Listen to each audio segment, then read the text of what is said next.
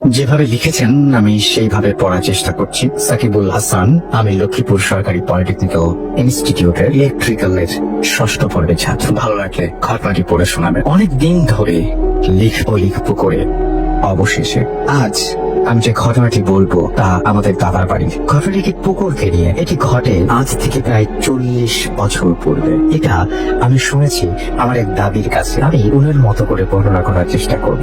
দিঘিটির নাম কমলার দিঘি। এটি নোয়াখালী জেলার চৌমুহনী চৌরাস্তার একটু দূরে। কেন্দুবাগ এসে কমলার দিঘি বললেই সবাই দেখিয়ে দেবে। মূল কথায় আসে, তখন সচরাচর পুকুরের পানি ছিল না, যার ফলে পানির জন্য অনেক দূরে দূরে যেতে হতো। এই সমস্যা থেকে শুরু হয় পুকুর খনন। এলাকার মানুষ কষ্টের কারণে পানির জন্য পুকুর খননের পরও পানির দেখা মিলল না। এই সমস্যার সমাধান খুঁজে ফেলে সবাই, কারণ তখনকার দিনে ইলেকট্রিসিটি অ্যাভেলেবেবল ছিল না। এই কারণে মোটরে পানি সরবরাহ করা সম্ভব না। অতঃপর তাদেরকে পানির জন্য যে কোনো পরীক্ষা দিতে রাজি পাওয়া চলে। এক পর্যায়ে সেই এলাকায় কয়েকটি পরিবারের সাথে অদ্ভুত স্বপ্ন দেখানো শুরু হয়। স্বপ্নের ধরন এমন, কমলা নামের মেয়েটা যেন সেই পানি শূন্য পুকুরে তাকে হাঁটতে হবে এবং ঘটনাটি যদি এখানেই শেষ হতে হবে ভালোই হতো। এরপর যা হলো তা রীতিমতো অকল্পনীয়। সবার অনুরোধে কমলা নামের মেয়েটার পরিবার মেয়েটাকে রাজি করালেন। স্বপ্নের বাকি অংশে বলা হলো, মেয়েটা হাঁটতে হাঁটতে তার পায়ের গোড়ালি থেকে ততক্ষণ না পর্যন্ত রক্ত বের হয় ততক্ষণ পর্যন্ত হাঁটাটা কন্টিনিউ করতে হবে। অবশেষে সবার ভালো হোক ভেবে মেয়েটা এই কষ্ট মেনে নিয়ে কাজটি করবেন ঠিক করলেন। কমলা কাজটি করা অর্থাৎ হাঁটা শুরু করেন। হাঁটতে হাঁটতে সময় পার হতে লাগলো। এক সময় কয়েকজন মিলে একটা সহজ পন্থা অবলম্বন করে তারা একটা কবুতর জবাই করে কমলার পায়ের গোড়ালিতে কৌশলে লাগাবেন। ওভাবে কাজটি হলো। বিপত্তি বাধ্য তখনই যখন পানি পুকুর ভরতে থাকে। মেয়েটা পানির নিচে চলে গিয়ে আস্তে আস্তে তলিয়ে যেতে লাগলো। কোন এক অজানা রহস্যে মেয়েটা উপরে উঠে আসতে পারলো না। পুকুরে পানিতে ভরপুর, মেয়েটা পানির নিচে। সবাই ভাবছেন এটা কিভাবে সম্ভব? সত্যি না হয় দেয়া ঠিকানায়, সত্যিতে বিশ্বাস না হয় দেয়া ঠিকানায় যোগাযোগ করে দেখুন। মেয়েটির স্বামী ও একটি কোলের বাচ্চা ছিল। আপনি বলতে পারেন কোলের বাচ্চা মায়ের দুধ ছাড়া থাকবে কি করে? তার আগে পড়ে রাখা ভালো। কমলার পানির নিচে যাওয়ার দৃশ্য সবাই প্রত্যক্ষ করে। তারাও মেয়েটাকে পানি থেকে উঠাতে চেষ্টা করেও ব্যর্থ হয়। আপনি হয়তো একটা ব্যাপার জানেন, মাটির নিচে যখনই কোন জিনিস খোঁজ করা হয় তখন ব্যর্থ হলে সেই লোকগুলো স্মরণ থাকে না বা তারা কতটুকু মাটি খুঁড়লো। সো আমরা জানি যে পুকুর কতটা গভীর ছিল। পুকুর পাড়ে তার বাচ্চার কান্না শুনে কমলা পাড়ে উঠে এলো। তার মায়ের কোলে থেকে বাচ্চাটাকে ঘাটে এসে দুধ খাওয়ালো। এভাবেই প্রতিদিন সময় মতো বাচ্চাকে কমলা দুধ খাওয়াতো। এই ব্যাপারটা কমলার স্বামী পেছনে হতো। তার স্বামী একদিন ঘটনাটি লক্ষ্য করলো এবং সে গোপনে পাহারা দিতে থাকলো। এই বলে তার স্ত্রীকে কমলা যেন তার পানির নিচে যেতে না পারে। সময় মতো কমলা বাচ্চাকে তার মা পাড়ে নিয়ে কমলা পাড়ে বসে বাচ্চাকে দুধ খাওয়াতে বসলো। অমনি কমলার স্বামী পেছন থেকে এসে তাকে ধরতে যাবে। সেই মুহূর্তে কমলা টের পেল এবং পানিতে লাফ দিল। অবশ্য তার স্বামী সুজদার চুলগুলো ধরতে পারলেও কমলাকে আটকাতে পারলো না। শুধুমাত্র চুলগুলো হাতে পড়ে গেল। চুল দিয়ে কি হবে? চুলগুলো ফেলে দিল। আর সেই পুকুর পাড়ে ঝুলের এক ধরনের বন ওঠে। ধারণা করা হয় ওই চুল থেকে নাকি এই ঝনের বন তৈরি হয়। এখানে কমলার অবদানের কিছু কথা না বললেই নয়। আপনারা আগের কিছু ঘটনা শুনেছেন। তখনকার দিনে গ্রামের বাড়ি ডেকোরেশনের ব্যবস্থা ছিল না বললেই চলে, যার কারণে কোনো গরিব লোকের বিয়ের অনুষ্ঠান হলে কমলা পুকুরের পাড় থেকে প্রয়োজনীয় মালামাল সময় মতো নিয়ে আসতো এবং তা ফিরে বলে রাখা ভালো, কমলার স্বামী চুল টান দেওয়ার পর থেকে কমলা আর পানির উপরে উঠে আসতো না। যথারীতি বিয়ের মালামালের কৃতজ্ঞতা ভুলে গিয়ে এক লোক একটা পানির গ্লাস লুকিয়ে রাখলো। অনুষ্ঠান শেষে মালামাল ফেরত দেওয়ার সময় বিপত্তি বাঁধলো। প্রায় 3 দিন উপরে থেকে অবশেষে সেই সুবিধা আর কারোর জন্য এলো না। সব শেষে ওই পুকুরে মাছ ধরার জন্য পুকুরের নিচে একজন লোক সেই কমলার অবস্থান নিশ্চিত করে। ওই লোক জানতে পারায় কমলা তাকে পেট ভরে খাবার খাইয়ে একে পান খেতে দিল। লোকটি পুকুরের নিচ থেকে উঠে এলো। আরেকটা কথা, কমলার অস্তিত্বের কথা বলতে নিষেধ করেন। এদিকে অনেক সময় লোকটার পানিতে থাকার পর সবাই মনে করলো বা চিন্তা করলো যে তাকে পান মুখে দিয়ে উপরে আসতে দেখে সবার মনের মধ্যে প্রশ্নের বাসা বাঁধে যে অনেকক্ষণ পানি থেকে উঠছিল না এবং তারপরে কিভাবে আবারও এরকম পান খেতে খেতে একটা লোক উঠে আসলো। শেষমেশ লোকটা সত্যি বলতে বাধ্য হলো। এদিকে পুকুরের সবার অসচেতনতা ও ময়লা আবর্জনা মুক্ত করায় কমলা ওই পুকুর থেকে উত্তর দিকে কোনো একটা জায়গায় চলে যায়। যেদিকে যায় লোকটা বলে সেই পথে একটা ছোট নদীর সৃষ্টি হয়। এরপরে কমলার নামে কিন্তু সেই দিকে নামকরণ করা হয়। খুবই অদ্ভুত একটা ঘটনা, যে ঘটনা তিনি লিখেছেন আর কিছু কিছু সেন্টেন্স আমার মনে হয় বাদ দিয়ে গেছেন উনি, যার কারণে আপনাদের কি বুঝতে অসুবিধা হয়। আমি আপনাদেরকে আরেকটু স্মরণ করিয়ে দিই। সেটা হচ্ছে যে এই পুকুরে কোন একটা গ্রামের যে পুকুরটাতে কোনোভাবে পানি উঠছিল না, সেই পানির ব্যবস্থা করার জন্য এই কমলা মেয়েটিকে হাঁটতে বলা হয়। এবং সে যখন হাঁটে তারপরে তাকে বলা হয় যতক্ষণ পর্যন্ত পা দিয়ে ব্লিডিং না হবে ততক্ষণ পর্যন্ত তাকে হাঁটতে হবে। একটা পর্যায়ে সে হাঁটে ঠিকই, কিন্তু পানিটি ভরে যাবার পরে কোন একটা পন্থায় সেই ব্লিডিং এর ব্যবস্থা করা হয় এবং সে পানি থেকে উঠে আসতে পারবে। এবং ধারণা করা হয় সে পানির নিচেই বসবাস করে। কিন্তু একটা নবজাত শিশু ছিল, যে শিশুকে সে প্রতিদিন খাওয়াতে পুকুর থেকে উঠে আসতো এবং তার স্বামী একদিন সেটা দেখতে পায় এবং তাকে আক্রমণ চেষ্টা করে ব্যর্থ হয়। এবং কমলা ওই এলাকাবাসীকে নানান রকমের হেল্প করতো এবং সে হেল্প মানে কোন একটা কারণে সেই হেল্প করাটা একদিন বন্ধ হয়ে যায় এবং সেটা আপনারা শুনেছেন যে কি কারণে। এবং এই জায়গাটা উনি খুব কনফিডেন্টলি বলছেন যে এই জায়গাটা যদি আপনি যান এবং এই পৃথিবী সম্পর্কে খোঁজ নেন তাহলে আপনি নিজেও জানতে পারবেন, এবং এই ব্যাপার সম্পর্কে যদি কারো আগ্রহ থাকে তাহলে খোঁজ নিয়ে অবশ্যই জানতে পারেন এবং আমাদেরকেও জানতে পারেন যে কি ধরনের ঘটনা সেখানে ঘটলো বা কি জানতে পারলেন আপনি। যেভাবে লিখেছেন আমি সেভাবেই পড়ার চেষ্টা করছি। আমি কনফার্ম হয়ে নিয়েছিলাম, আমি আরো একবার ইমেল করেছি এই ঘটনাটি কতটুকু সত্য সেটা জানানোর জন্য। আমরা এরকম যাচাই বাছাই করেই নিই প্রতিটি ঘটনা। তারপরে ওই যে শুরুতেই বললাম যে বিশ্বাস করা বা না করা দেখলে আপনার ব্যাপার। যেভাবে লিখেছেন সেভাবেই পড়ছি। রাসেল ভাই আসসালামু আলাইকুম। আমি নাম প্রকাশ করতে ইচ্ছুক না। আমি রাব্বি, বাসা ঢাকার মগবাজারে। আমার ফোন নাম্বার, তারপরে তিনি ফোন নাম্বার দিয়েছেন। স্টুডিওতে এসে এক্সপিরিয়েন্স শেয়ার করার মতো সময় হবে না আমার, তাই অনুরোধ করছি ঘটনাটি পড়ে শোনানোর জন্য। আমার ঘটনাটি যদি ভালো লাগে পড়ে শোনাবেন। জেলা বরিশাল, বাকেরগঞ্জ থানাধীন হবাই ইউনিয়নের একটি গ্রাম শিয়ালখোপ। এই গ্রামের হাই স্কুলের আশপাশে একটা বড় গোষ্ঠী বা বাড়ি আছে। এরা আমার আত্মীয় হয় সম্পর্কে। তো আমার এক আত্মীয় বরিশালেই ছিলেন এবং আমরাও বরিশালে ছিলাম। আমার এক আত্মীয় সে হচ্ছে চাচা বা মামা, এরকম চাচা প্লাস মামা এরকম ব্র্যাকেটে লেখা। আজ থেকে 3-4 বছর আগে মারা যান। তখন কোনো কারণবশত আমি এবং আমার মা বরিশালে ছিলাম। যেহেতু বরিশালই আছে, তার লাশ না দেখতে গেলেই নয়। সামাজিকতা রক্ষার্থে আমি আর আমার মা সে বাড়িতে গিয়ে উপস্থিত হই। আমরা ছেলে ও পুরুষ মানুষ সবাই বাড়ির ভেতরে উঠোনে বসেছিলাম, আর বাড়ির ভেতরে সব মহিলারা অবস্থান করছিল। তার লাশ বাড়ির বাইরে এনে উঠোনের এক কোণায় গোসল করানো হচ্ছে, খাটিয়া তৈরি হচ্ছে, কিন্তু তার পাশে আরো একটা খাটিয়াত করা হচ্ছিল। আমি কিছুই বুঝছিলাম না। আর আমাদের বরিশালে খুব বেশি একটা যাওয়া হয় না বলেই সেখানকার কাউকে তেমন ভাবে চিনি না, যদিও রক্তের আত্মীয়। এসব দেখে জিজ্ঞাসাও করতে পারিনি কে কিভাবে ভেবে বসে কে জানে। পরক্ষণে ভেবেছিলাম কোন মহিলাও মারা গিয়েছে হয়তো, যার জন্য লাশ বাইরে আননি, বাড়ির ভেতরেই লাশ রেখেছে। গ্রামের লোকজন আর আবার হাদিসের নিয়ম অনুযায়ী কাজ করে থাকে। পুরুষের লাশ তার স্ত্রী দেখে না, আবার স্ত্রী জাতির লাশ সব পুরুষ দেখতে পায় না। আমি সেই ভাবনা মাথায় নিয়ে বসেছিলাম, আর এটা ভাবাই স্বাভাবিক ছিল। এরপর লাশ প্রস্তুত হয়ে গেলে জোহরের আজান আমি শুনতে পাই। সবাই নামাজ পড়ে এসে জানাজা পড়ার প্রস্তুতি নিচ্ছিল। আমি তখন নোটিস করি যে সেখানে মাত্র একটা লাশে জানাজার প্রস্তুতি চলছে। অন্য খাটিয়া কাপড়ের উপর সেটা কি হলো মনে খটকা নিয়ে দাঁড়িয়েছিলাম। আমি জানাজা না পড়ে অন্য খাটিয়ার কাছে যাই, গিয়ে পর্যবেক্ষণ করতে থাকি। সবকিছুই সে বেশ স্বাভাবিক ছিল। ওইদিকে জানাজাও শেষ। জানাজা শেষে এটি মাত্র লাশের খাটিয়া নিয়ে সবার সাথে কবরস্থান পর্যন্ত যাই। গিয়ে দেখি কবরস্থানে আশেপাশে দুটো কবর খোঁড়া। সেটা দেখে আমার কৌতূহলের মাত্রা তীব্র থেকে তীব্রতর হতে থাকে। কোনোভাবেই আমার মনের খুঁতখুঁতে ভাব দূর হচ্ছিল না। কৌতূহল আমাকে অনেকটাই অন্য মনস্ক করে দিয়েছে। কবর দেয়া হচ্ছিল তখন আমি শূন্য দৃষ্টিতে একটা কথাই ভেবে যাচ্ছিলাম, ওই খাটিয়াটা কিসের? ওইখানে কাফনের কাপড় রাখা, আগরবাতি এনে রেখেছে, খাটিয়াটাও ধুয়ে মুছে পরিষ্কার করে রাখা, কিন্তু কেন? এদিকে কবর খোঁড়া হয়েছে দুটো, অথচ লাশ এসেছে একটি। তবে বাকি খাটিয়া, কাফন, কবর এসব কিসের জন্য? চিন্তা এমন মারা গেল যার কথা জানলাম ও শুনলাম না মাত্র। লাশের দাফনের কাজ শেষ।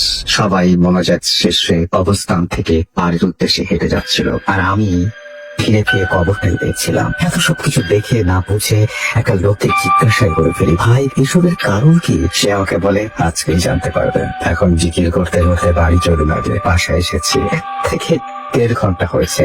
মাত্রই আমার আর এক আত্মীয় স্বজন যার দাফন হয়েছে তার আপন ছোট ভাই মারা গেলেন। তিনি মারা গেছেন, তিনি হঠাৎই মারা গেছেন এবং তিনি তার বড় ভাইয়ের জানাজাও পড়েছিলেন। পরবর্তীতে দ্বিতীয় খাটিয়ায় করে তাকে নিয়ে যাওয়া হয় এবং মাসের কবরে শায়িত করা হয়। অগ্রিম খাটিয়া তৈরি কবর খুঁড়ে রাখার আসল কাহিনী জানতে পারি আমার আম্মু ও এক ভাইয়ার কাছে। আমার আম্মু আগে জানতো না এসব, সেদিন ওই বাড়িতে গিয়ে জেনেছে, আর ভাইয়া আগে থেকেই সব জানতো।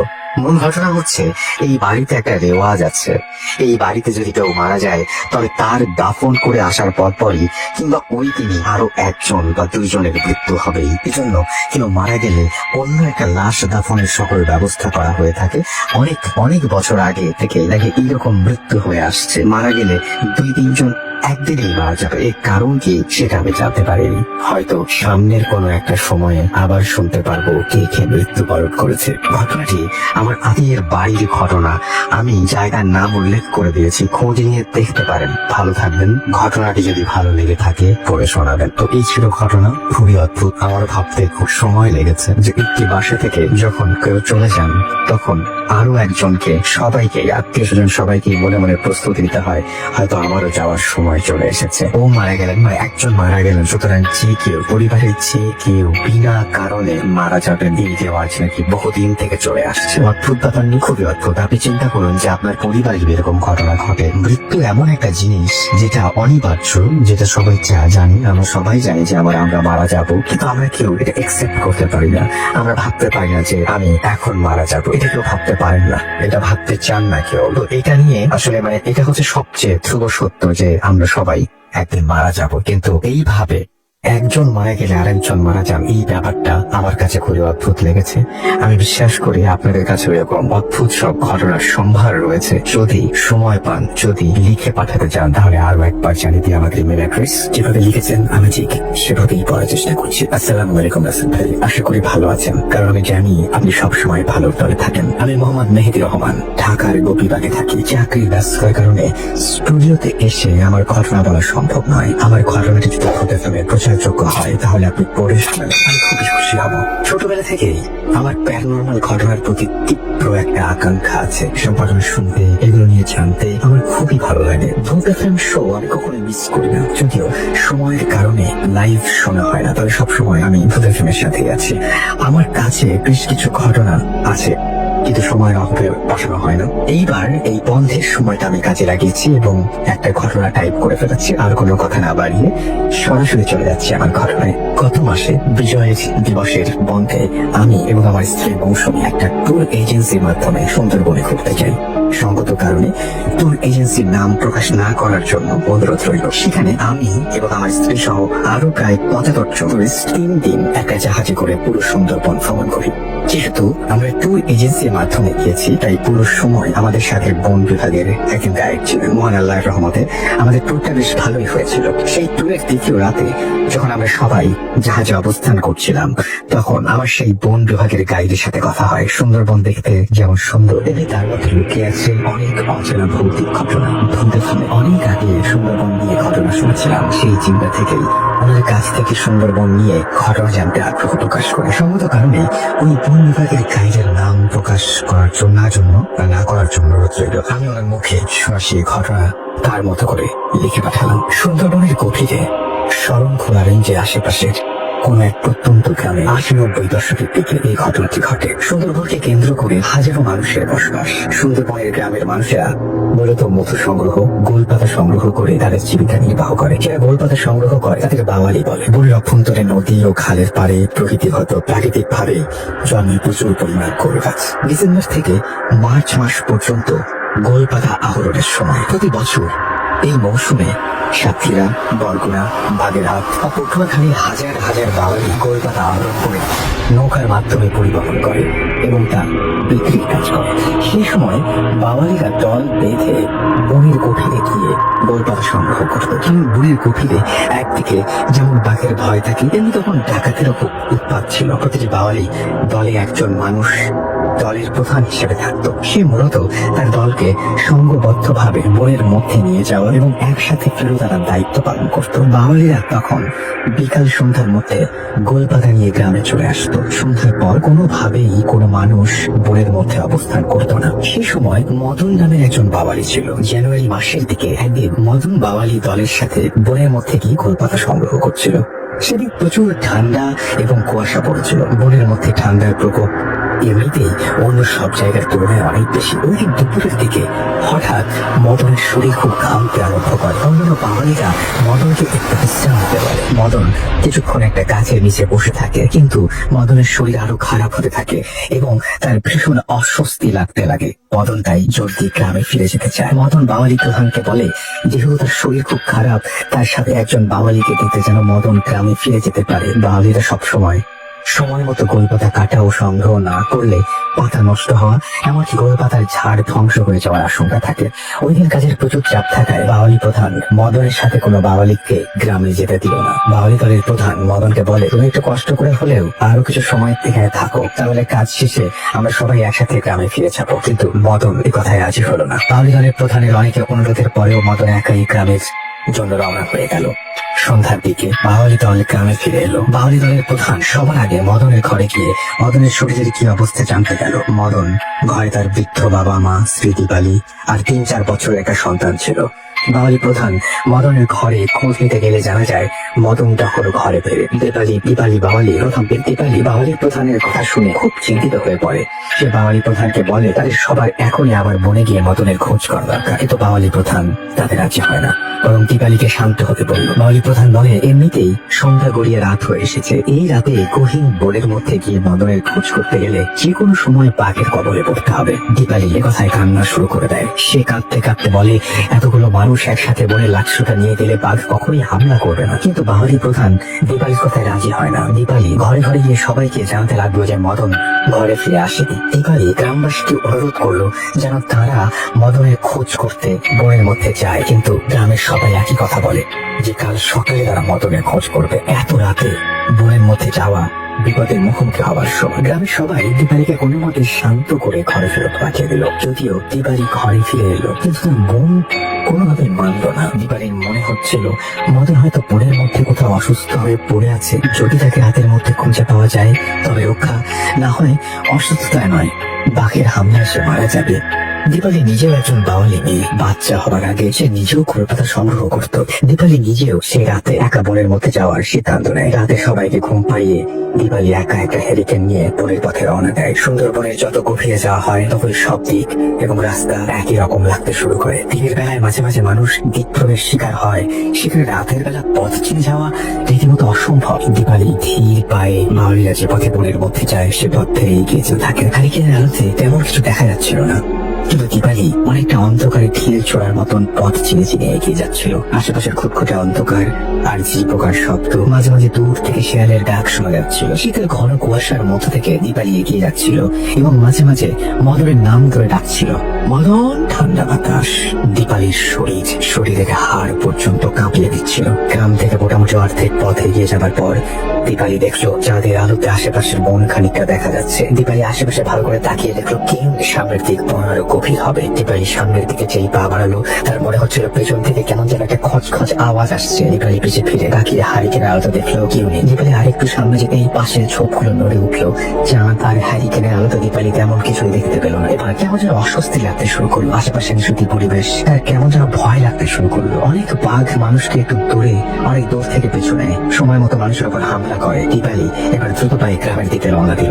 তার মনে হলো এত দূরে এসে যখন মদনকে পাওয়া যায় তবে অযথা এগিয়ে লাভ নেই, কাল সকালে গ্রামবাসীর সাথে সে আসবে। দীপালি বনের মধ্যে শুকনো পাতার মর্মর শব্দের মধ্য থেকে এগিয়ে আসছিল। এমন সময় সে পিছন থেকে ক্ষীণ একটা আওয়াজ শুনলো। দীপালি এবার পিছিয়ে ফিরে না তাকিয়ে এগিয়ে যেতে লাগলো। সে মনে মনে ভাবলো এই শব্দগুলো তার মনের ভুল। হঠাৎ দীপালিকে পেছন থেকে কেউ ভাঙা গলায় বললো, দীপালি। দীপালি এবার স্পষ্ট শুনলো যে কেউ তার নাম ধরে ডাকছে। দীপালি আবার পেছন ফিরে তাকালো।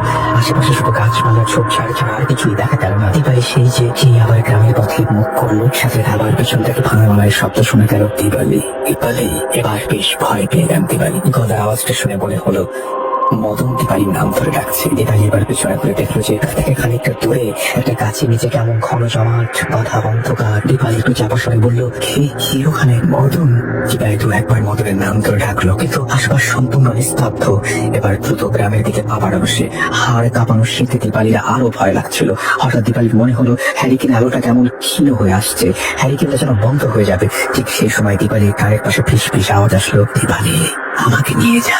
দীপালি চমকে উঠে পিছনে ঘুরে তাকালো, তার হাত থেকে হ্যারিকেনটা নিচে পড়ে গেল। হ্যারিকেন আলোটা তপ করে নিভে গেল। দীপালি কিছুক্ষণ আশেপাশে সব অন্ধকার দেখছিল, শো শো করে চারপাশে ঠান্ডা বাতাস বইছিল।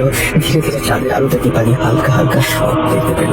চারিদিকে কোনো কিছুই ছিল না, না কোনো মানুষ, না কোনো পশু পাখি, না কোনো অবয়ব। এই ঠান্ডাতেও দীপালির শরীর গরমে ঘেমে গেল।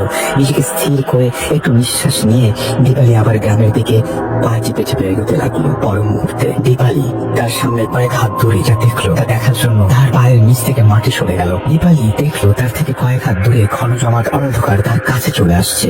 সে অন্ধকার একটা মানুষের মতো অবয়ব।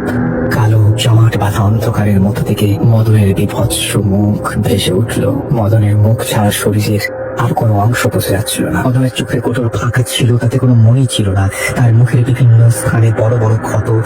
বিকৃত মুখটা দীপালির দিকে এগিয়ে আসছিল আর বলছিল, দীপালি আমাকে নিয়ে যা, দীপালি আমাকে নিয়ে যা। এই দৃশ্য দেখে দীপালি আর সহ্য করতে পারলো না।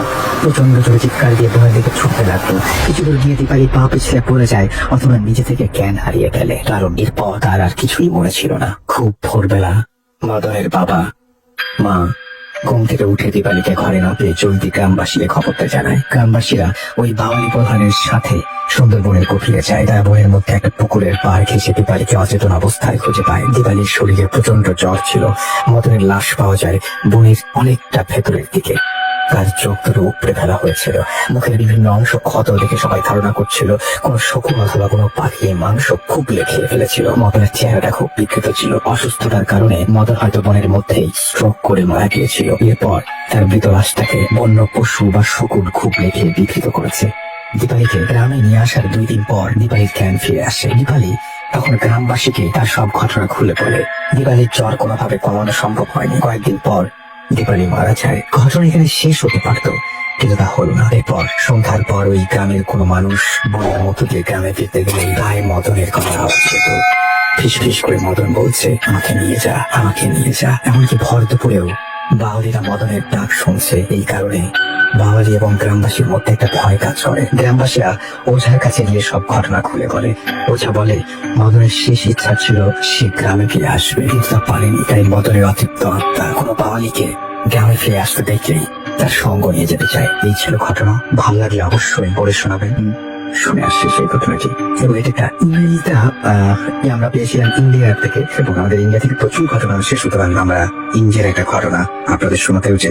তো চলুন শুনে আসি ঘটনাটি। আশা করছি ভালো লাগে। 3 আগস্ট 2018। নমস্কার রাসুলদাম, আমার নাম দীপাঞ্জনা দাস। দীপাঞ্জনা দাস থাকেন কলকাতায়, সেখান থেকে তিনি ঘটনাটি পাঠিয়েছেন। তিনি লিখছেন, আমি আমার একটা ঘটনা শেয়ার করতে চাই। ঘটনাটা ঠিক আমার সাথে ঘটেনি, আমারই পরিবারের লোকের সাথে ঘটেছে। সে কারণে আমি সবার আসল নাম এবং এক্সাক্ট লোকেশন বলতে পারছি না।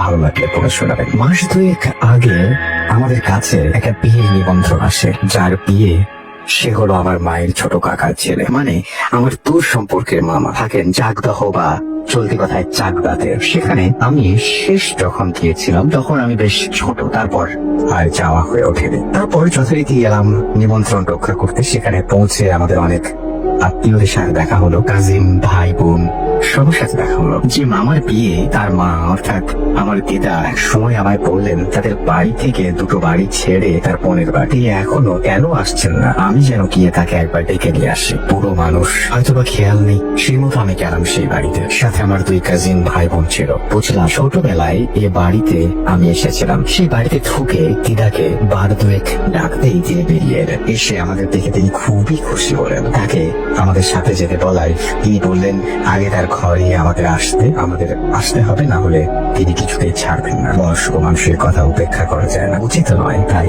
3 জন ওনার ঘরে গিয়ে বসলাম। দিদা বললেন তোমরা বসো দিদি ভাই, আমি এক্ষুনি আসছি বলে তিনি ভেতরে চলে গেলেন। আমরা ঘুরে ঘুরে ঘরখানা দেখতে লাগলাম। সারা ঘরে অনেকগুলো বইয়ের আলমারি, আর সে আলমারি ভর্তি ফিজিক্সের বই। আমার ফিজিক্সের প্রতি বরাবর একটা দুর্বলতা থাকায় আমি সাগ্রহে সেগুলো দেখতে লাগলাম।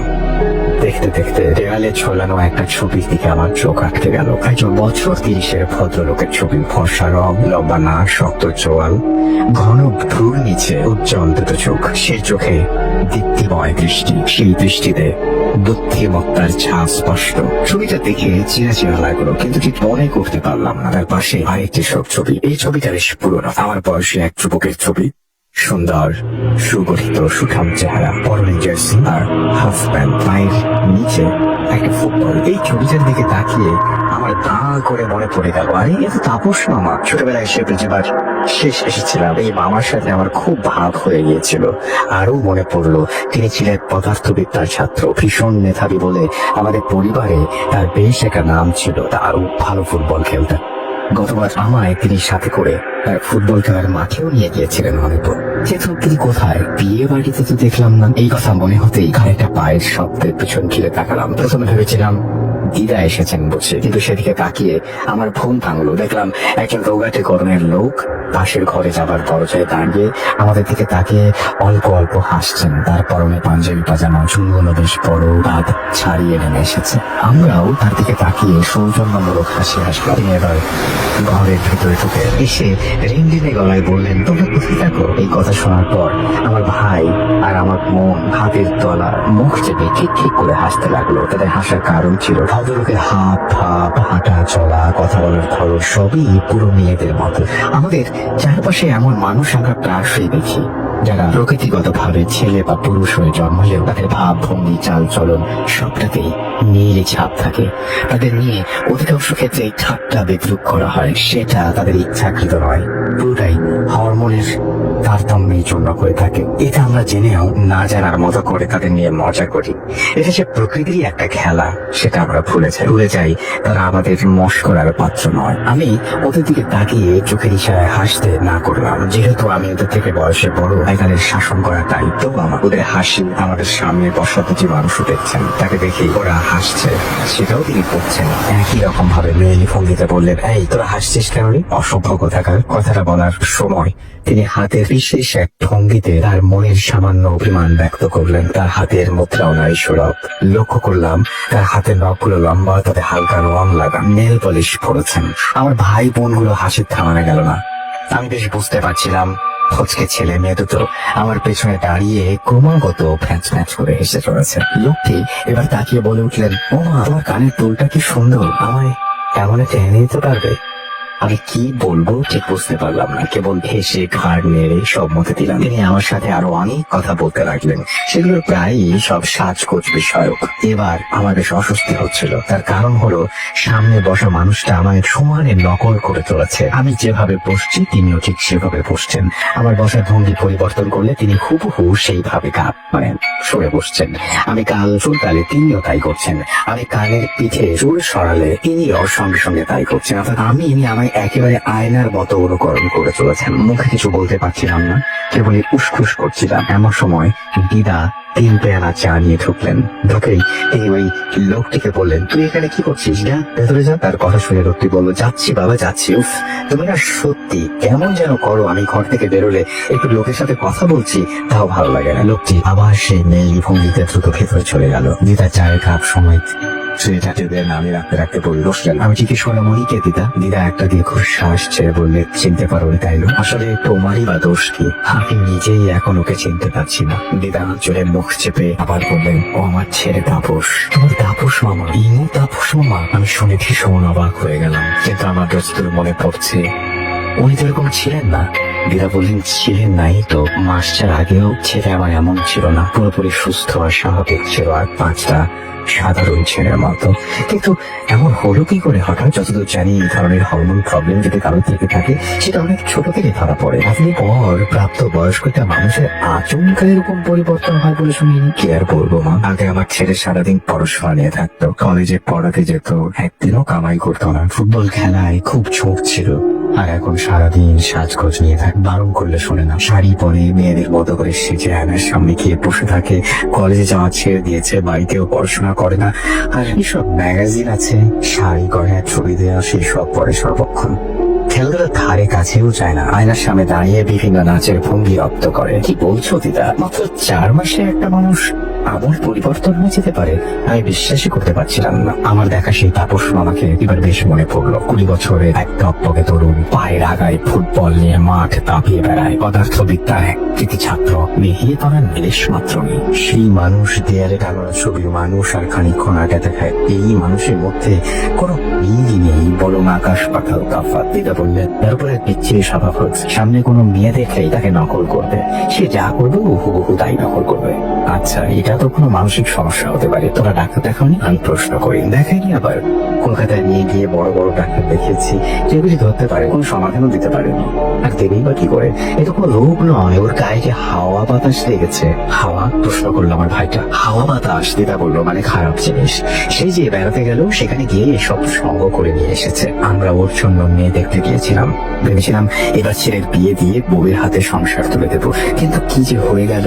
ও ঠাকুর, আমার ছেলেটা কি আর ভালো হবে না? দিদা দীর্ঘশ্বাস ছাড়লেন। আমি জিজ্ঞেস করলাম, কি করে হলো? দিদা এরপর পুরো ঘটনাটা আমাদের বললেন। বয়স্ক মানুষ, একটু এলোমেলো ভাবে বলছিলেন। আমি যতটা পারছি সাজিয়ে ওনার কথা অনুযায়ী গোড়া থেকে বলার চেষ্টা করছি। 4 মাস আগে তাপস মামা আর তার দুই বন্ধু গিয়েছিলেন পুরুলিয়া। তাদের নাম বিপ্লব আর সৌম্য। বিপ্লব নামের বন্ধুটি তার নববিবাহিতা স্ত্রীকে নিয়ে আর অন্য বন্ধুটি সৌম্য তার এক ছোট ভাগ্নিকে নিয়ে সঙ্গে নিয়ে গিয়েছিলেন।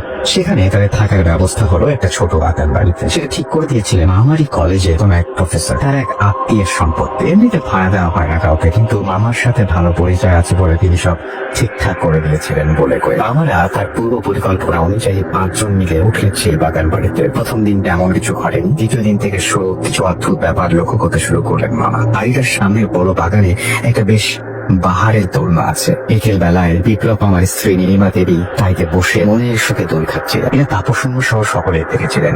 সেদিন রাতের বেলায় মামা নিজের ঘরে শোবার আগে খাটে শুয়ে বই পড়ছিলেন। এটা তার বড় বড় অভ্যাস। রাত তখন অনেক হয়েছে, বাইরে বৃষ্টি, জানলা দিয়ে ঠান্ডা হাওয়া ঢুকছে, ভারী মনোরম আবহাওয়া। মামা ভাবলেন ঘুমানোর আগে একটু বারান্দায় গিয়ে দাঁড়ানো যাক। শীতল বাতাস আর সোনা গন্ধ মাটির প্রাণ ভরে উপভোগ করতে তিনি বাইরে গেলেন। বৃষ্টি বেশ জড়িয়ে পড়ছে। তার ঘরের বারান্দা থেকে বাগানটা স্পষ্ট দেখা যায়। তিনি সোজাসুজি বাগানের সেই বাহারি দাঁড়ো, সোজাসুজি বাগানের সেই বাহারি দোলনাটা। সেদিকে তাকিয়ে তিনি দেখতে পেলেন দোলনায় কে যেন বসে রয়েছে, দোল খাচ্ছে। এত রাত্রে এই ঘোর বৃষ্টির মধ্যে কে দোলনায় বসে দোল খাবে? এই বাড়িটায় তারা 5 জন ছাড়া আর কেউ নেই। বাকিদের মধ্যে কার এমন মাথা খারাপ হয়েছে এই দুর্যোগের মধ্যে বাগানে যাবে? তিনি ভাবলেন হয়তো সম্বর ভাগ্নি হতে পারে। বাচ্চা ছেলে, অনেক সময় বৃষ্টিতে ভিজতে ইচ্ছে করে। এই বয়সে অনেক উদ্ভট খেয়াল মাথায় চাপে। তিনি চেঁচিয়ে ডাকতে যাবেন, এমন সময় চারিদিকে আলোকিত করে বিদ্যুৎ ঝলকে উঠলো। সেই আলোতে তিনি দেখতে পেলেন, স্পষ্ট দেখতে পেলেন, দোলনায় বসে সৌম্যর ভাগ্নে নয়, বিপ্লবের স্ত্রী নীলিমা দেবী। নীলিমা দেবী তার দিকে পিঠ করে বসে বিকেলের মতন একইভাবে দোল খাচ্ছেন। সে একই শাড়ি তার পরনে, একই রকম ভাবে তার কায়দা করে চুল কাটা। মনে হলো বিকেল বেলা তিনি যা দেখছিলেন সেটা কি পুনরাবৃত্তি হচ্ছে। তিনি কিছুক্ষণ কি করবেন বুঝতে পারলেন। তিনি ওনাকে ডাকবেন নাকি ওনাকে নিজের মতো ছেড়ে দেবেন। মাত্র আপনি হঠাৎ দেখলেন দোলনাটা ফাঁকা, সেখানে কেউ নেই। অথচ তিনি সেখান থেকে কাউকে উঠে যেতে দেখেন। মামা নিজের মনের ভুল মনে করে ঘরে চলে এলেন, যদিও তার মনে একটা খচখচানি থেকেই গেল। পরের দিন সকালবেলা মামা নীলিমা দেবীকে কথাটা জিজ্ঞেস করলেন। তিনি তো শুনে পুরো অবাক। নীলিমা দেবী সেই সময় নিজের ঘরে ঘুমিয়ে কাঁদা। তাছাড়া অত বৃষ্টির মধ্যে মাঝরাত্রে কোনো পাগল ছাড়া কেউ দোলনায় দোল খাবে না। এই ঘুমের ঘরে ভুল দেখছেন বলে তারা সবাই মজা করতে লাগলো। মামাও ব্যাপারটা গম্ভীর ভাবে নিলেন না, যদিও নেওয়া উচিত ছিল। সেদিন তারা ঠিক করলেন বাইরে বাগানে পিকনিক করবে। তাদের জন্য মামার 2 বন্ধু গেলেন বাজারে। মামা নীলিমা দেবী আর ভাগ্নে রইলেন। তারা বাজারে যাবার পর মামা বসে বই পড়ছিলেন। সেই সময় নীলিমা দেবী এসে জিজ্ঞেস করলেন, আমার বড্ড মাথা ধরেছে, আমি চা বানাচ্ছি, তোমার জন্য বানাবো? মামা হ্যাঁ বলতে তিনি চা বসতে গেলেন। কয়েক মুহূর্ত পরে তিনি গলা বাড়িয়ে জিজ্ঞেস করলেন, তাপস তোমার চায় আলাদা দেবো তো? মামা সম্মতি জানাতে তিনি তাদের দুজনের জন্য আলাদা ভাবে চা নিয়ে আসলেন। সেদিনই বিকেলে তারা কাছাকাছি জায়গায় কোথাও ঘুরে আসার পরিকল্পনা করে। তাপস বাবার শরীর তেমন ভালো লাগছিল না, কেমন ম্যাচ করছিল। তিনি আর গোসলে না গিয়ে বাকিদের সাথে বাগান বাড়িতে সম্পূর্ণ একা রইলেন। মামা নিজের ঘরে শুয়ে গান শুনছিলেন। এমন সময় দরজায় কেউ দাঁড়িয়ে। এই চোখ খুলে ছেলেকে চাইতে দেখতে পেলেন হুবহু নীলিমা দেবীর মতো একজন সেখানে গলা বাড়িয়ে তাকিয়ে আছেন। মামা সেদিকে তাকাতে বললেন, তাপস তোমার চায় আবার দেবো তো? তিনি চমকে বিছানার উপরে উঠে বসলেন। উঠে বসার সাথে সাথে তার দরজার দিকে তাকিয়ে মহিলা যেন কোথায় বিয়ে গেল। সারা বাড়িতে এখন কেউ নেই। তবে একটু আগে মামা যাকে দেখলেন শিখে একেবারে সকালের মতো করে একইভাবে তাকে জিজ্ঞেস করলো চায় আদা দেবার কথা। এগুলো ভিডিও রেকর্ডকে পুনরায় চালিয়ে দিয়েছে কেউ। মামা ভীষণ অবাক হলেন। এগুলো হচ্ছে কিছু একটা হচ্ছে, এটা থেকে বুঝতে পারছিলেন না। বাকিরা ফিরে আসার পরেও তিনি কিছু বললেন না, যদি আবার তারা তাকে নিয়ে মজা করে। এরপর সকালবেলা তাদের অযোধ্যা পাহাড়ে যাবার কথা। সবাই তৈরি হয়ে গিয়েছে, কিন্তু স্বাভাবিকভাবেই নীলিমা দেবী তখন ওঠেননি। তারপর সময় তাকে তাকালা দিতে ঘরে গিয়ে বলেন, বৌদি তোমার আর কত দেরি? মামা দেখলেন নীলিমা দেবী তখন আয়নার সামনে বসে চুল আঁচড়াচ্ছেন। তিনি বললেন, এই তো হয়ে গেছে, এখনই আসছি। তিনি আরো খানিক পর তৈরি হয়ে এলেন, প্রতারক করতে চলে গেলেন। তিনি এসে তার রাতের খাবার খেয়ে সবাই বাইরে বাগানে বসে গল্প করছে। রাত তখন প্রায় 10টার কাছাকাছি। মামা বাথরুমে যাবার জন্য ঘরের ভেতরে এলেন। তাকে তখনও বাইরে গল্পে বসবো। বাথরুমে যেতে গেলে ঘরের সামনে দিয়ে যেতে হয়। সেই ঘরে আলো জ্বলছিল। যাবার সময় মামা সেই দিকে চোখ পড়তেই তিনি অবাক হয়ে গেলেন। তিনি দেখলেন আয়নার সামনে বসে আছেন নীলিমা দেবী, ঠিক সকালের মতো। তিনি একইভাবে সেখানে বসে চুল আঁচড়াচ্ছেন। তার পরনের শাড়িটিও এক। সকালের দৃশ্যের সাথে এখনকার দৃশ্যের কোনো তফাৎ নেই। কিন্তু নীলিমা দেবী কখন ঘরে ঢুকলেন? তার থেকেও বড় প্রশ্ন হলো, বাইরে বসে যে নীলিমা দেবী গল্প করছেন তার পরনে রয়েছে অন্য পোশাক। তিনি মুহূর্তের মধ্যে পোশাক পরিবর্তন করে ঘরের ভেতরে কি করে আসবেন? এত অবধি জিনিস ছিল। কিন্তু আয়নার সামনে বসে থাকায় নীলিমা দেবী যখন অবিকৃত ভাবে সকালের মতো করে বলে উঠলেন, এই তো হয়ে গেছে, এক্ষুনি আসছি, তখন আর তিনি দাঁড়িয়ে থাকবার সাহস পেলেন। তিনি সঙ্গে সঙ্গে ছুটে বেরিয়ে আসেন। এসে দেখেন তারা সবাই আগের মতো গল্প গুজব করছে, সেখানে নীলিমা দেবীও। তার পোশাকের কোনো পরিবর্তন তাকে দেখে মনে হচ্ছিল না তিনি এখান থেকে কোথাও গিয়েছিলেন। মামা তবুও প্রশ্ন করলেন, বৌদি তুমি কি এই মাত্র ঘরে গিয়েছিলে? আমি কই না তো, আমি তো এখানেই বসেছিলাম। মা ভাইবার বেশ ভয় পেয়ে গেলেন। তবে একটু আগে ঘরের ভেতরে তিনি কাকে দেখলেন? আগের দিন দরজার বাইরে গিয়েছিল, আর সেদিন রাতে দোলনাতেই বাকিয়েছিল। সে কেন নীলিমা দেবীকে নকল করে? সেদিন রাতে মামা নিচের ঘরে শুয়েছিলেন। তার কিছুই ঘুম আসছিল না। তিনি কেবল বিছানার এপাশ ওপাশ করছিলেন। একসময় হালকা তন্দ্রা এসে গেল, কিন্তু কিছুক্ষণ বাদে কিছু একটা শব্দে তার তন্দ্রা চোখ খুলতেই তার চোখ গেল সিলিং এর দিকে। ঘরের আলো আধারিতে তিনি দেখতে পেলেন সিলিং ফ্যান থেকে ঝুলছে একটি মানুষের দেহ। সেই দৃশ্য দেখে তিনি আর সেখানে থাকায় সাহস পান। তার চিৎকার শুনে বাকিরা বেরিয়ে আসে। ততক্ষণে মামা অজ্ঞান হয়ে গিয়েছেন। তার মুখ থেকে গো গো আওয়াজ বের হচ্ছে। সবাই মামার চোখে মুখে জল দিয়ে জ্ঞান ফিরিয়ে আনেন। তাকে জিজ্ঞেস করা হয়, তিনি কেন চিৎকার করছিলেন? তখন তিনি তাদের প্রথম থেকে সবকিছু খুলে বলেন। সব শুনে তারা সবাই খুব আশ্চর্য হয়ে গেলেন। আর নীলিমা দেবী ভয় পেয়ে গেলেন ভীষণ। তিনি আর সেই বাড়িতে থাকতে রাজি হলেন না।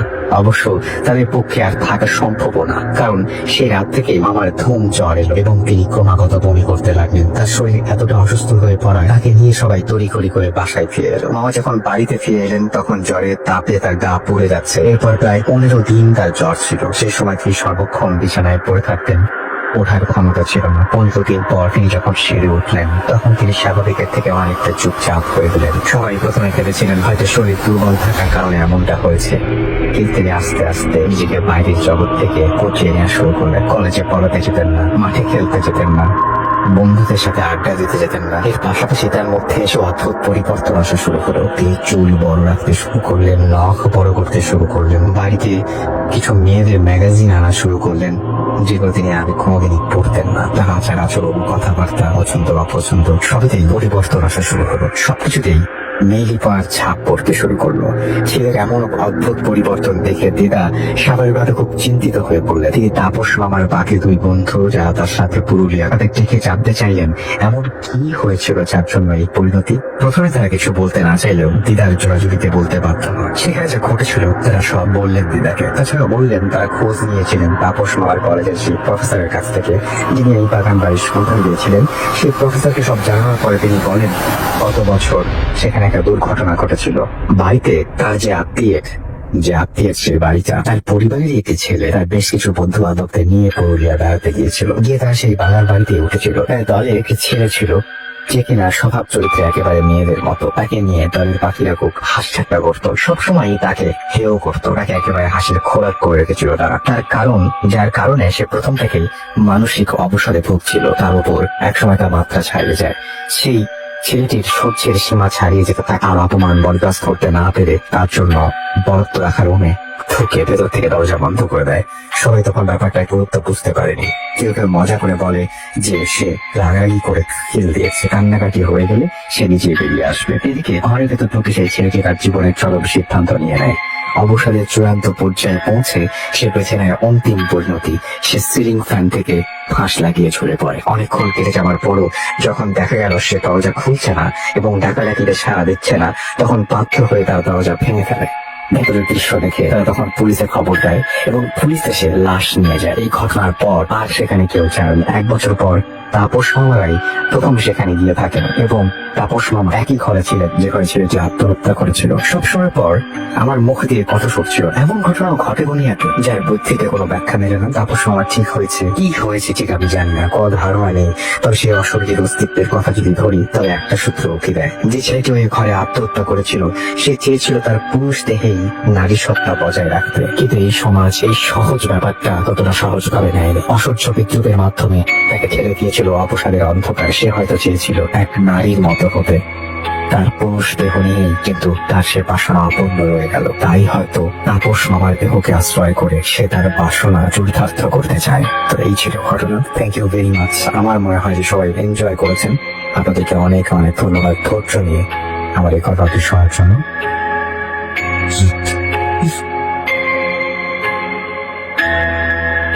বিশ্বাস করা না করাটা আপনার ব্যাপার।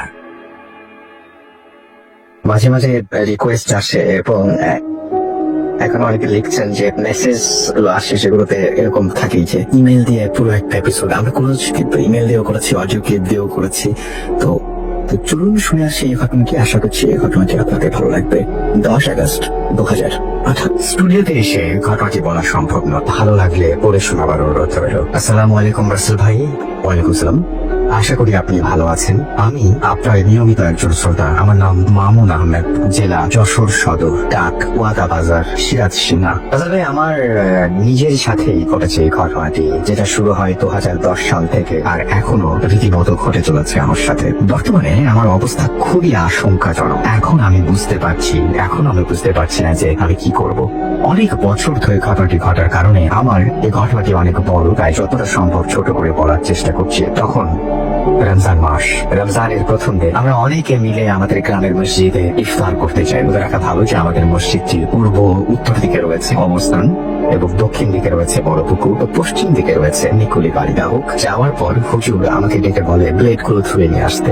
যে কথা সেই কাজ। মসজিদের টিউবওয়েলটি খারাপ থাকায় পুকুরে দিতে যায়। ব্লেড গুলো তাই ধোয়া শেষ। এমন সময় আমি খেয়াল করলাম আমার কানে কেমন যেন একটা সাউন্ড আসতে লাগছে। আওয়াজটি মনে হচ্ছিল আকাশের দিক থেকে আসছে। আমি আকাশের দিকে তাকিয়ে দেখতে পেলাম কি যেন শাড়ি বেঁধে খুব দ্রুত দৌড়ে যাচ্ছে। এমন সময় আমি লক্ষ্য করলাম যে এই যেন আমার দিকে এগিয়ে আসছে আকাশ থেকে। আমার চোখের পলক পড়তেই দেখতে পেলাম যে যে আসছিলেন সে আমার সামনে। সে আমাকে বললো ভয় পেও না, আমি তোমার কোনো ক্ষতি করবো না। তাকে দেখতে খুবই উজ্জ্বল লাগছিল। গায়ে জড়ি জাতীয় লম্বা পোশাক, হাতে ছিল একটা লাঠি জাতীয় কিছু, মাথার চুল পায়ের গোড়ালি পর্যন্ত। আমি তার কথা আর জবাবে বলি আমি তো ভয় পেয়েছি। সে বলে কই তুমি তো ভয় পাওনি বলে আমার শরীরে 3 বার ফু দিল আর বলল আজ সময় নেই, তোমার সাথে পরে দেখা করবো, ভালো থাকো বলেই অদৃশ্য হয়ে গেল। আমি প্লেটগুলো নিয়ে উপরে উঠে আসি। তারপর আমি আমার বন্ধুদের বলি তোমরা কি কিছু দেখেছো আমার সামনে দাঁড়িয়ে থাকতে? ওরা বলে কই না তো। আমি আর কাউকে কিছু বলি না, মনের ভুল ভেবে। ঈদের কিছুদিন পর আমি সেই মহিলাকে আবারও দেখতে পাই স্বপ্নে। তিনি আসে, আমার সাথে কথা বলেন বিভিন্ন বিষয়ে। এভাবে চলতে থাকে কিছুদিন। তারপর একদিন তিনি আমাকে তাদের ওখানে নিয়ে যান বেড়াতে। আমাকে যেভাবে তিনি নিয়ে যান, তিনি আমাকে বলেন আমি যা পড়বো তুমিও তাই সাথে সাথে পড়বে। তিনি যা পাঠ করলেন আমি তার সাথে তাই পড়লাম আর বললেন তুমি আমার হাতের ওপর উঠে দাঁড়াও। আমি সেই মুহূর্ত দেখতে পেলাম তার হাতে বিশাল বড় হয়ে গেল। আমি উঠে দাঁড়ালাম। তারপর তিনি আমাকে বললেন চোখ বন্ধ করো। আমি না বলা পর্যন্ত চোখ খুলবে না। বলি ঠিক আছে। 5-6 মিনিট পর বললো চোখ খোলো। আমি চোখ খুলতেই দেখতে পেলাম রাজপ্রাসাদের মতো বাড়ি, মনে হচ্ছিল সোনা দিয়ে তৈরি করা, চারিদিকে ফুলের বাগান, অনেক বড় বাগান। আমাকে একটি জায়গায় বসতে দেওয়া হয়। বসে আছি। সেই সময় একটা মেয়েকে দেখতে পাই। মেয়েটার মুখটা দেখা যাচ্ছিল না, মুখে একটা কাপড় জাতীয় কিছু ছিল। সেই কারণে আমি সেই মহিলার কাছে জিজ্ঞেস করতেই তিনি বললেন ও আমার একমাত্র মেয়ে। তারপর তিনি তার মেয়েকে ডেকে আমার সঙ্গে পরিচয় করিয়ে দেন। অনেক গল্প হয় আমাদের। তারপর তিনি আমাকে একটা লাঠির মতো কিছু দেন আর বলেন এটা তোমার কাছে রাখো, তোমার সাথে আমরা দেখা করি এই বিষয়ে কারোর সাথে কোনো কিছু বলবে না বা শেয়ার করবে না। তারপর আমি ওনাকে বলি আমি বাসায় যেতে চাই। তারপর আর কিছু মনে নেই। সকালে ঘুম থেকে উঠে স্বপ্নের কথা ভাবি আর নিজে মজাও পাই। স্বপ্ন তো স্বপ্নই, কিন্তু হাত মুখ ধুতে গিয়ে দেখতে পেলাম আমার ডান হাতে যে লাঠিটা দিয়েছিল সেই লাঠির দাগ আমার হাতের মধ্যে রয়েছে। তারপর এই দাগটি আমার হাতে থাকে অনেক দিন। আস্তে আস্তে দাগটি অদৃশ্য হয়ে যায়।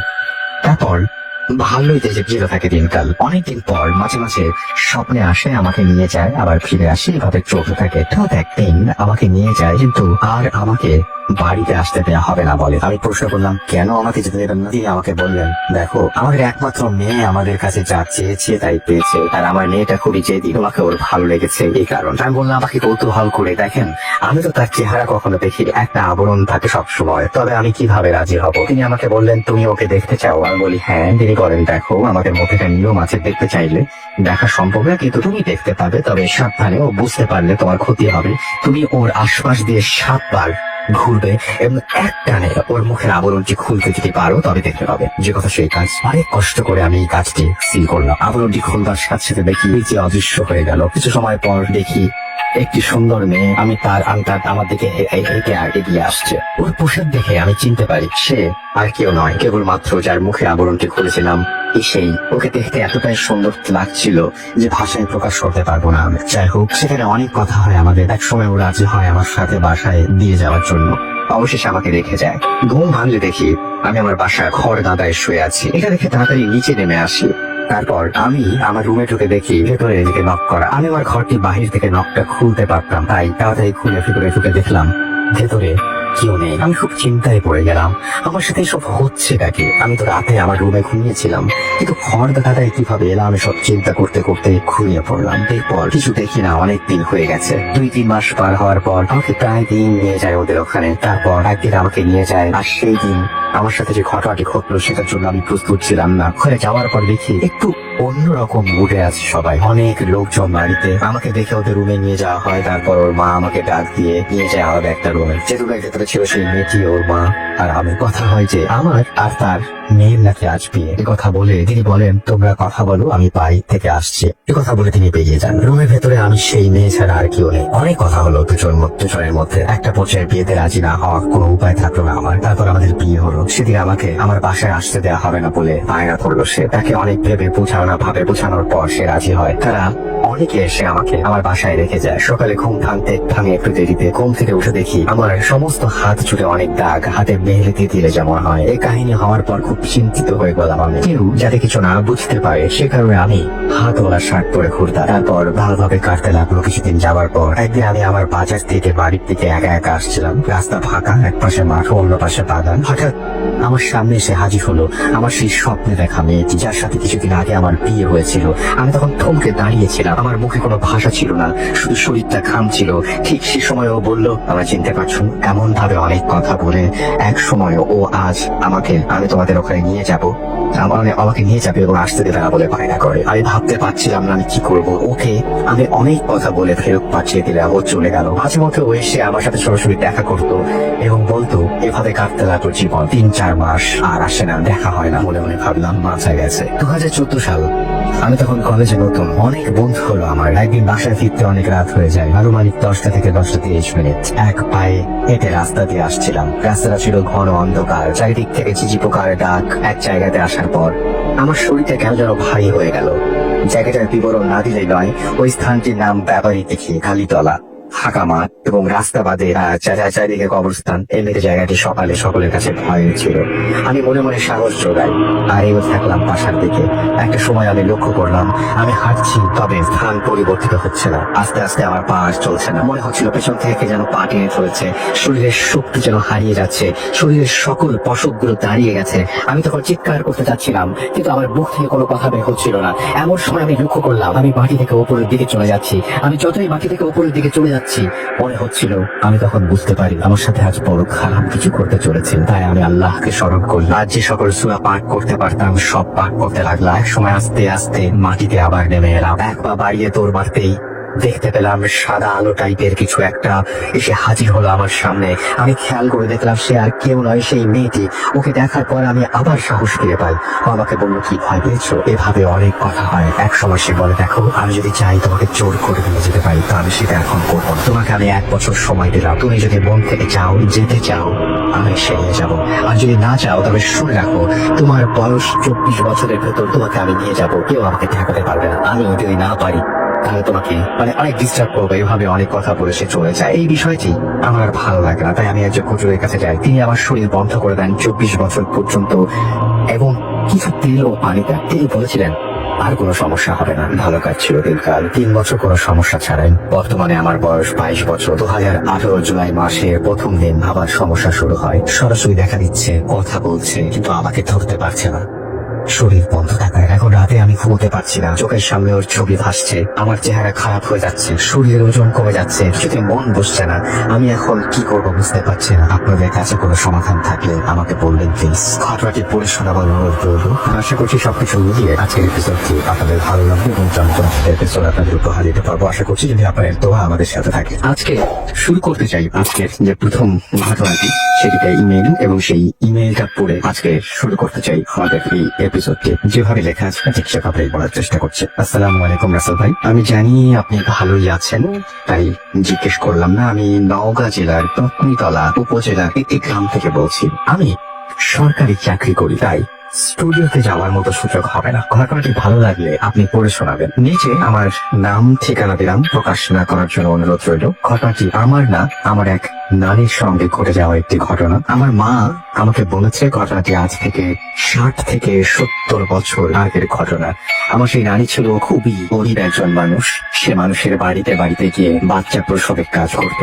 ঘটনাটি ঘটেছে খুব শীতের একটি রাতে। নানি তন্দিয়ার মতো রাতের খাবার শেষ করে ঘুমিয়ে পড়েছিলেন। রাতে কয়টা বেজেছিল আমার নানির মনে ছিল না, তখন ঘড়িও ছিল না। হঠাৎ করে নানির জানালায় টক টক করে কে যেন টোকা দেয়। তারপর নানিকে উঠতে বলে। তারপর নানি বলে কে? সেই লোকটি বলে সে পাশের গ্রাম থেকে এসেছে, তার খুবই বিপদ, তার স্ত্রী সন্তান সম্ভবা খুব কষ্টে ছটফট করছে, তাকে যেতেই হবে। নানি যেতে না চাইলেও নানি আর লোকটির কথা ফেলতে পারে না। সে বাড়ি থেকে উঠে লোকটির পিছু পিছু রওনা হলো। রাত্রে কত ছিল নানি সেটাও মনে নেই। নানি দেখছিল লোকটি তার থেকে একটু দূরে দূরে হাঁটছিল।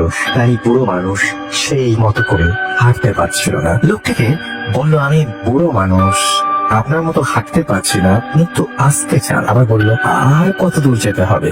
লোকটি বলল, সামনে রাস্তা। নানি দেখলো গ্রামের মধ্যে জঙ্গলের ভেতর দিকে সে নানিকে নিয়ে যাচ্ছে। আর একটু ভেতরের দিকে যেতেই দেখলো সামনে খুবই বড় একটা পুকুর। লোকটি পুকুরের পাড়বে নিচের দিকে নেমে যাচ্ছে। এখন তার সাথে কি হচ্ছিল সেটা মোটেও বুঝতে পারেনি, কিন্তু লোকটি পুকুরের ভেতর দিকে নেমে যেতেই নানি বুঝতে পারলো যে তার সাথে আজকে খুব খারাপ কিছু হতে চলেছে। নানি এই প্রচন্ড শীতের মধ্যেও গা থেকে ঘাম ছুটতে লাগলো। নানি মনে মনে ভাবলো, এই অবস্থায় যদি এখান থেকে চলে যাই তাহলে সে আমার ক্ষতি করতে পারে। তাই সে মনে মনে সাহস সঞ্চয় করে লোকটির পিছু পিছু রওনা দেন। এবং নানি দেখতে পান যে লোকটি যাওয়ার সঙ্গে সঙ্গে আর পানি নেই, সেখানে সুন্দর রাস্তা, আর সেই রাস্তা বেয়ে লোকটি হেঁটে চলেছে। সেখানে কিছুক্ষণ হাঁটার পর নানি দেখতে পান খুব সুন্দর একটা বাড়ি, ঠিক যেন রাজপ্রাসাদের মতো, যেন কোনো শিল্পীর নিখুঁত হাতের তৈরি। বাড়ির সামনে অনেক লোকজন, আর ভেতর থেকে একজন মহিলার খুব কষ্টে ভরা কান্নার আওয়াজ আসছে। সেই লোকটি নারীকে ইশারা করে ভেতরে যেতে বলল। নারী গিয়ে দেখলো একজন মহিলা সন্তান জন্ম দেওয়ার জন্য ছটফট করছে। নানি সেই মহিলার সঙ্গে প্রায় 1 ঘন্টা চেষ্টা করে সন্তান ভূমিষ্ঠ করাতে পারে। তারপর নানিকে সেই জিনটি কিছু কাপড় ও একটা ইটের সাবান দেন এবং বলেন যে গোসল করতে। নানি গিয়ে দেখতে পান যে বর্তমান যুগে সুইমিং পুলের মতো একটা পুকুর, সেখানে আরো অনেক প্রায় 9-10 জন মহিলা সেখানে গোসল করছে। নানি গোসল শেষে জিনটিকে বলল তাকে ফিরিয়ে দিয়ে আসতে, কিন্তু জিনটি তাকে একটা ঘরের মধ্যে নিয়ে গেল এবং সেখান থেকে তাকে ইচ্ছা মতো সোনা, টাকা পয়সা, সে যা চায় তাই নিতে বললো। কিন্তু নানি খুব ভয় পেয়ে গেল এবং সে বলল তার এসব কিছু চাই না, তাকে ফিরিয়ে দিয়ে আসতে। নারী অনেক জোরাজুরির পর তাকে ফিরিয়ে দিতে রাজি হয় এবং জিনটি বলে সে যেন এই কথাগুলি কাউকে না বলে, বললে তার ক্ষতি হবে, বলে রাখা ভালো। এর মধ্যে 7 দিন অতিবাহিত হয়েছে। এর মধ্যে নারীকে সকালে ঘরে না পেয়ে সবাই খোঁজাখুঁজি করতে শুরু করে এবং একদিন নারীকে শোবার ঘরে রেখে সবাই বলে সে এই 7 দিন কোথায় গিয়েছে। নারী কোনো কথা বলে না এবং নারীকে শরীরে প্রচন্ড জ্বর, অনেক চিকিৎসার পরেও ভালো হচ্ছে না সেই জ্বর, এবং নারী শুধু স্বয়নের স্বপন শুধু সেই জিনটিকে দেখে। একদিন রাতে নারীর শরীরে প্রচন্ড কাঁপুনি সহকারে জ্বর আসে এবং নারীকে একটা ভ্যানে করে ডাক্তারের কাছে নিয়ে যাওয়া হয় এবং রাস্তার মধ্যে সেই জিনটি সাদা পোশাক পরে হাজির হয় এবং বলে এই অসুখ কোনো ডাক্তারের কাছে নিয়ে গেলে ভালো হবে না, এবং বলে যে স্থানীয় একটি মাদ্রাসার বড় হুজুরের কাছে নিয়ে যেতে হবে এবং খালি পায়ে সেখানে যেতে হবে। নিয়ে আসার সময় পেছন ফিরে তাকানো যাবে না। তার কথা মতো সেই হুজুরের কাছে সে যায় এবং পানি নিয়ে আসে এবং তারপর আরো অসুখ বেশি হয়। তার ঠিক 3 দিন পর আবার সেই জিনটি নারীর ঘরে আসে এবং বলে তারা জুতা পরে সেখানে গিয়েছিল, সেই জন্য অসুখ বেশি হয়েছে, আবার যেতে বলল। তারপর পানি নিয়ে আসে এবং নারী পানি পান করতে শুরু করেন। তার কিছুদিন পর সেই লোকটি মাঝে মাঝে সেই নারীর কাছে আসতো এবং তাকে অনেক কিছু দিতে চাইতো, কিন্তু নারী সেটা দিতে চাইতো না। একদিন নারীর ঘরে একটা বস্তায় করে কিছু চাল, কিছু মিষ্টি এবং কিছু ফল নিয়ে আসে এবং বলে যে নারী অনেক উপকার করেছে, যেটা অনেকে চেষ্টা করেছে কিন্তু কেউ পারেনি, নারী সেটা পেরেছিল। তাই নারীকে সে কিছু দিতে চায় এবং ছেলেকে দেখে আসতে বলে। সেদিন নাকি তার ছেলে একটা অনুষ্ঠান হয়েছিল, কিন্তু নারী রাজি হয় না। তার কিছুদিন পর আবার সে আসে এবং বলে তার শরীরে, তার শাড়ির আঁচল পাতবে এবং সেখানে সেই জিনটি কিছু পয়সা দিয়ে যায়। তারপর থেকে সেই নারীর আর্থিক অবস্থা ধীরে ধীরে অনেক ভালো হতে থাকে। এখন তারা অনেক ধন সম্পদের মালিক এবং অনেক বড় বাড়িও করেছে। এলাকার সবাই বলে যে জিনদের বাচ্চা ধরে তারা, অর্থাৎ নানি অনেক ধনী হয়ে গেছে। আর সেই নানি যতদিন পৃথিবীতে বেঁচেছিলেন সেই জিনটি মাঝে মাঝে আসতো এবং একবার সেই ছেলেকেও নিয়ে এসেছিল। এই ছিল আমার জানা একটি ঘটনা। ভালো লাগলে পড়ে শোনাবেন, শুনে আসি ইমেলটি। যেভাবে লিখেছেন আমি সেভাবে ইমেলটা পড়তে চাই এবং আমাদের সাথে যিনি লিখে পাঠিয়েছেন তিনি নাম প্রকাশে অনিচ্ছুক। আসসালামু আলাইকুম, আমি আমার নাম ঠিকানা প্রকাশে অনিচ্ছুক, তবে নিক নেম বলতে পারি। আমি মোল্লা। আমি সৌদি আরবে আছি 5 বছর। আমার দেশের বাড়ি মুন্সিগঞ্জে। আমি যে ঘটনাটি বলবো 3 মাস আগে আমার সাথেই ঘটে যাওয়া একটি ঘটনা। আমি ঘটনা শুরু করছি। বলে না ভালো, আমি পেশায় একজন দর্জি। আমার সৌদিতে 5 বছর ধরে বোরকা সেলাইয়ের কাজ করি।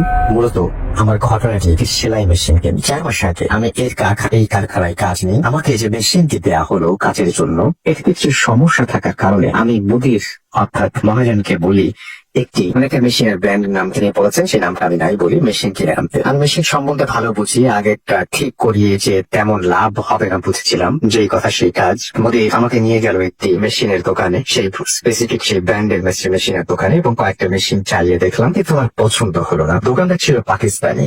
সে তার ভাষায় আমার বয়সে একটা ছেলেকে ডেকে বলল ঘরের ভেতরের মেশিনটি দেখাতে। মেশিনটা দেখে নতুনের মতোই মনে হলো, তাও অনেক ভালো কোম্পানির, দামেও কম। আমার পছন্দ হলো, কিন্তু আমি কোনো পাত্তা না দিয়ে আমি দোকানের ছেলেটাকে, কেন জানি মেশিনটা আমার দোকানের ছেলেটা আমাকে নিতে বারবার মানা করছিল, আমি কোনো পাত্তা না দিয়ে মেশিনটা নিয়ে আসি। কিন্তু কয়েকদিনেই আমার আঙুল দিয়ে কয়েকবার সূচ ঢুকে যায়। সতর্ক থাকার পরেও কিভাবে যেন সেই সূচ ঢুকে যায়। হঠাৎ এরপর একদিন লক্ষ্য করি সকালে মেশিনটা চালু। প্রথমত নিজের ভুল ভেবে এড়িয়ে যাই, কিন্তু প্রতিদিনই চালু দেখতে পাই। নিশ্চিত হই এটা আমার ভুল না। অতঃপর সবাইকে জিজ্ঞাসা করি তারা কেউ চালু করেছে কিনা, তারা না করলো। হঠাৎ একদিন আমি নিজেই খেয়াল করি মেশিনটা চালু হয়ে গেল।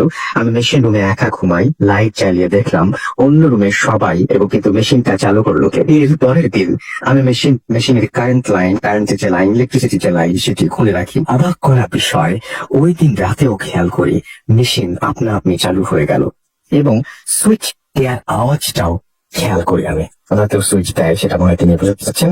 এবং তার পরের দিন থেকে আমার সাথেই কাজ করে আমার এক মামা, তাকে নিয়ে আমি ঘুমাই। তিনি ব্যাপারটা লক্ষ্য করলেন। একটি মামা লক্ষ্য করেন আমার মেশিনের সামনে 4-5 বছরের একটা ছায়া মূর্তি। একদিন শুক্রবার আমি বাসায় ঢোকার সময় বাহির থেকে লক করে দিয়ে যাই, কিন্তু দরজা খুলছে না। মনে হচ্ছিল ভেতর থেকে কেউ ধাক্কা দিয়ে ধরে রেখেছে। কিছুক্ষণ পর এমনি খুলে গেল দরজা।